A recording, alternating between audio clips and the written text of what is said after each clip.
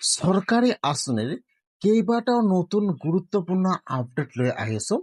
যদি আপোনালোকে অৰুণোদয় আঁচনি লাভ কৰি আছে তেনেহ'লে আপোনালোকে কিমান তাৰিখে অৰুণোদয় আঁচনি পইচা লাভ কৰিব।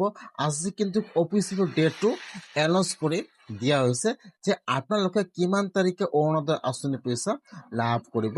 আৰু যিসকলে বাবু আঁচনি নিযুত মইনা আঁচনি লাভ কৰি আছে, যিহেতু আপোনালোকে 2 মাহৰ পৰা বাবু আঁচনিৰ পইচা নিযুত মইনা আঁচনিৰ পইচা লাভ নকৰে। এতিয়া আপোনালোকে কোন মাহৰ কিমান তাৰিখে বাবু আঁচনি আৰু নিযুত মইনা আঁচনি লাভ কৰিব, আজি এই ভিডিঅ'ত সম্পূৰ্ণ প্ৰচেছ দেখুৱাই দিয়া হ'ব। আৰু কিন্তু কেইবাটাও নতুন চৰকাৰী আঁচনিৰ গুৰুত্বপূৰ্ণ আপডেট আহি গৈছে। যদি আপোনালোকৰ ৰেচন কাৰ্ড আছে, যিহেতু আপোনালোকে 2 মাহৰ পৰা দালি চেনি আৰু লৱণ আপোনালোকে লাভ নকৰে, এতিয়া আপোনালোকে ৰেচনৰ সেইবোৰ বস্তু কিমান তাৰিখৰ পৰা লাভ কৰিব। আজি চৰকাৰী আঁচনি কেইবাটাও ডাঙৰ আপডেট আহি গৈছে। আপোনালোকে এবাৰ চাই লওক যে কোনটো আঁচনিৰ পইচা আপোনালোকে কিমান তাৰিখে লাভ কৰিব। আৰু অহা 3 আগষ্টৰ পৰা আমি অৰুণোদয় আঁচনি পুনৰ আৰম্ভ কৰিম। সিদিনাখন প্ৰতিখন পঞ্চায়ততে আমি সৰুকৈ এখন সভা অনুষ্ঠিত কৰিম আৰু অৰুণোদয় আঁচনিৰ প্ৰথমটো কিস্তি নতুন চৰকাৰৰ আমি প্ৰদান কৰিম।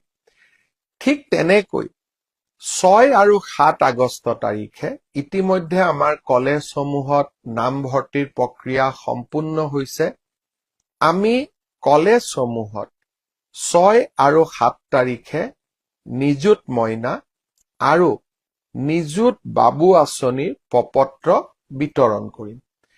এই প্ৰপত্ৰসমূহ আমাৰ ছাত্ৰ ছাত্ৰীসকলে ভাগিনসকলে পূৰণ কৰিব আৰু প্ৰপত্ৰসমূহ আমাক নিৰ্ধাৰিত সময়ত উভতাই দিব, যাতে আমি ছেপ্টেম্বৰ মাহৰ পৰা নিযুত মইনা আৰু নিযুত বাবু আঁচনি ৰাইজক, বিশেষকৈ আমাৰ ভাগিনসকলক আমি নিয়মিতভাৱে যাতে দিয়াৰ প্ৰক্ৰিয়া আমি আৰম্ভ কৰিব পাৰোঁ।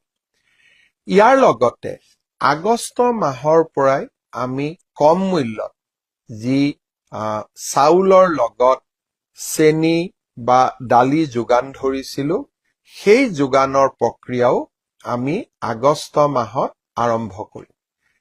ঠিক তেনেকৈ স্নাতক ডিগ্ৰী পাছ কৰাৰ পিছত এবছৰৰ বাবে আমি যি জীৱন প্ৰেৰণা আঁচনি দিয়াৰ আমি প্ৰস্তাৱ কৰিছিলো, 2 মাহমান ছাত্ৰ ছাত্ৰীসকলে পাইছিলে, বাজেট নোহোৱাৰ কাৰণে বন্ধ হৈ আছিল।